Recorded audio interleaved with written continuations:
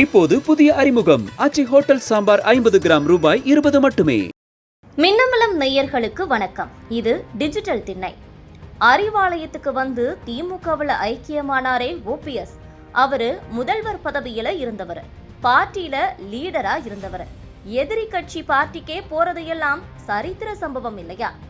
பிப்ரவரி 27ஆம் தேதி அறிவாலயத்துக்கு போய் ஸ்டாலினை சந்திச்சு திமுகவில் சேர்ந்தாரு ஓபிஎஸ். அவரோட மகன் ரவீந்திரநாத்தும் உசிலம்பட்டி எம்எல்ஏ ஐயப்பனும் திமுகவில் சேர்ந்துட்டாங்க. பிப்ரவரி 27ஆம் தேதிக்கு முதல் நாள் இரவு முழுவதும் ஓபிஎஸ் ரொம்பவே உச்சக்கட்ட டென்ஷன்ல தான் இருந்தாராம்.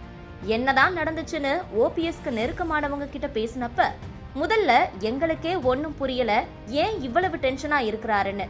அப்புறம்தான் சில விஷயங்கள் தெரிய வந்தது. ஓபிஎஸ் திமுகவில் சேர்றதுக்கு முதல் நாள் சாயங்காலம் சிஎம் ஸ்டாலின் ஒரு மீட்டிங் நடத்தி இருக்காரு. அந்த மீட்டிங்ல ஓபிஎஸ் திமுகவில் சேர்க்கிறதால கட்சிக்கு லாபம் என்ன, நட்டம் என்னன்னு ரொம்பவே சீரியஸா டிஸ்கஷன் நடந்தது. அதுல ஓபிஎஸ்க்கு மட்டும்தான் லாபம்னு சொல்லப்பட்டிருக்கு. கடைசியாக ஓபிஎஸ் திமுக கூட கூட்டணி மட்டும் வச்சுக்கட்டும்னு முடிவு செஞ்சுட்டாங்க. ஓபிஎஸ்க்கும் நீங்க அறிவாலயத்துக்கு நாளைக்கு வர வேண்டாம்னு சிஎம் சைட்ல இருந்து தகவலும் சொல்லிட்டாங்க. இந்த தகவல் கிடைச்சதுல இருந்துதான் அன்னைக்கு நைட்டு அவ்வளோ பயங்கர டென்ஷனா இருந்தாரு. அந்த நைட்டே சேகர் பாபுவை சந்திச்சு ஓபிஎஸ் பேசினாரு. அப்புறமா அவங்க சபரீசனையும் போய் பார்த்து பேசிட்டு வந்தாங்க.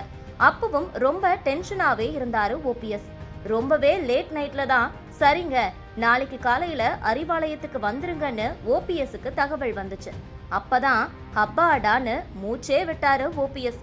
அடுத்த நாள் அறிவாலயத்துக்கு போய் முறைப்படி திமுகவில் மகனோட சேர்ந்த ஓபிஎஸ், என் மகனை உங்ககிட்ட ஒப்படைக்கிறேன்னு உருக்கமாகவும் சிஎம் கிட்ட சொன்னாரு என்கின்றனர்.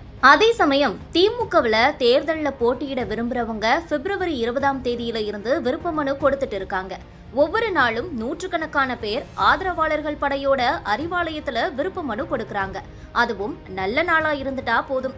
அறிவாலயம் இருக்கிற தேனாம்பேட்டை சிக்னல் பக்கம் போகவே கூடாதுங்கிற அளவுக்கு கூட்டம் அலை மோதுது. இன்னொரு பக்கம் பிப்ரவரி 22ஆம் தேதியில இருந்து கூட்டணி கட்சிகளோட தொகுதி பங்கீட்டு பேச்சுவார்த்தையும் அறிவாலயத்துல நடக்குது. ஒவ்வொரு கட்சிக்குழுவும் அவங்க கட்சிக்காரர்களோட வந்து பேசிட்டு போறாங்க. இதையெல்லாம் பார்த்தா ஜனநாயக திருவிழா களை கட்டுதுன்னு தான் சொல்லணும். இதுல இன்னைக்கு காங்கிரஸ் கட்சியோட குழு பேச்சுவார்த்தைக்கு வந்ததால ரொம்பவே பரபரப்பா இருந்தது அறிவாலயம். திமுக கிட்ட பேசுறதுக்கு காங்கிரஸ் கட்சி நவம்பர் மாசமே ஐவர் குழுவை அறிவிச்சது. ஆனா அதுக்கு பிறகு மாணிக்கம் தாக்கூர், பிரவீன் சக்கரவர்த்தி போன்றவங்க ஆட்சியில பங்கு, அதிக தொகுதிகள் கொடுங்கன்னு பேசினாங்க. விஜய் கூட காங்கிரஸ் கூட்டணி வைக்கணும்னு சொல்ல ஆரம்பிச்சாங்க. டெல்லிக்கே தமிழக காங்கிரஸ் லீடர்ஸை வரவழைச்சு ராகுல் காந்தி, கார்கே ஆலோசனை நடத்தினாங்க. திமுக சைட்ல இருந்து கனிமொழி டெல்லிக்கு போய் ராகுல் காந்தியை பார்த்து பேசிட்டு வந்தாங்க. ஆனாலும் திமுக காங்கிரஸ் உறவுல சலசலப்பு அடங்கல. இதனால திமுக ரொம்பவே டென்ஷன் ஆகிடுச்சு. ஒரு கட்டத்துல திமுக காங்கிரஸ் கூட்டணியே இருக்குமான்னு கேள்விக்குறியும் ஆகிடுச்சு. அப்புறமா ஸ்டாலின் கிட்ட சோனியா, கார்கே பேசினாங்க. வேணுகோபாலும் சென்னைக்கு வந்து ஸ்டாலினை சந்திச்சாரு. அப்பவும் ஸ்டாலின் ரொம்பவே கடுமையா பேசிட்டாரு. அதுக்கு பிறகு கிறிஷ் சோடங்கர் கனிமொழிய சந்திச்சு பேசிட்டு போனாரு. இவ்வளவு சம்பவங்கள் நடந்ததால இன்னைக்கு காங்கிரஸ் டீம் அறிவாலயத்துக்கு வந்தப்ப ஒரே பரபரப்பா, ரொம்ப எதிர்பார்ப்பா இருந்தாங்க எல்லாரும். திமுகவில் டிஆர் பாலு, அமைச்சர்கள் KN நேரு, ஏவா வேலு, MRK பன்னீர்செல்வம், துணை பொதுச் செயலாளர் திருச்சி சிவா, ராசா, அமைப்பு செயலாளர் RS பாரதி குழுவை காங்கிரஸ் குழு இன்னைக்கு சந்திச்சது. காங்கிரஸ்ல இருந்து கிறிஸ் சோடங்கர், நிவேதித் ஆழ்வா, செல்வ பெருந்தகை, ராஜேஷ்குமார் குழு தான் அறிவாலயத்துக்கு பேச்சுவார்த்தைக்கு வந்தது. இந்த பேச்சுவார்த்தை முடிஞ்சதுக்கு பிறகு பிரஸ் மீட்ல பேசின கிறிஷ் சோடங்கர், எங்களுக்கான தொகுதிகள் லிஸ்ட் கொடுத்திருக்கோம், பேச்சுவார்த்தை சுமூகமா நடந்துச்சுன்னு சொன்னாரு. செல்வ பெருந்தகை, ஒரு ராஜ்யசபா சீட்டுக்கு சிஎம் ஸ்டாலின் ஓகே சொல்லிட்டாரு, எனக்கு பேச்சுவார்த்தை சுமூகமா நடந்துச்சு, எத்தனை தொகுதிகள்னு சொல்வோம்னாரு. காங்கிரஸ் குழுவோட இன்னைக்கு பேச்சுவார்த்தை நடக்கிறதுக்கு முன்னாடியே திமுக குழுவுக்கு ஸ்டாலின் ஸ்ட்ரிக்டா அட்வைஸ் பண்ணிட்டாராம். அதாவது காங்கிரஸ் குழு சொல்றத அமைதியா மட்டும் கேட்டுக்கோங்க, நம்பர்ஸ் உட்பட எந்த ஒரு விஷயத்தையும் சின்னதா கூட கமிட் பண்ணிடாதீங்கன்னு கட் அண்ட் ரைட்டா சொல்லி இருந்தாராம். பேச்சுவார்த்தை குழுவுல இருந்தவங்க கிட்ட என்ன நடந்ததுன்னு விசாரிச்சப்ப காங்கிரஸ்ல கிறிஷ் சோடங்கர் தான் பேச்ச ஆரம்பிச்சாரு.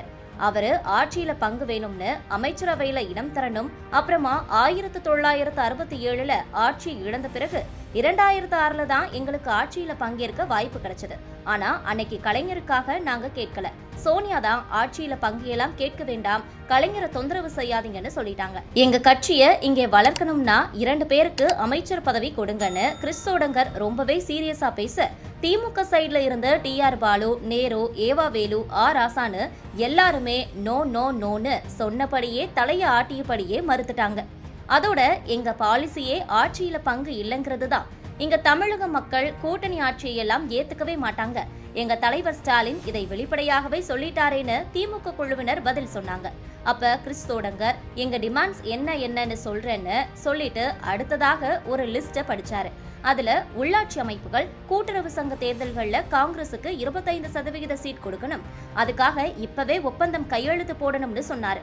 அப்புறமா 39 நாடாளுமன்ற தொகுதிகளுக்கு 1 அப்படிங்கிற அடிப்படையில காங்கிரசுக்கு இந்த தேர்தல்ல 39 சீட் கொடுக்கணும், ராஜ்யசபா சீட் தரணும் அப்படின்னு கிறிஸ் சோடங்கர் சொன்னாரு. திமுக சைட்ல இருந்து இந்த எலெக்ஷன்ல கூட்டணியில கமல்ஹாசனோட மக்கள் நீதி மையம், தேமுதிகன்னு புதுசா கட்சிகள் வந்திருக்காங்க.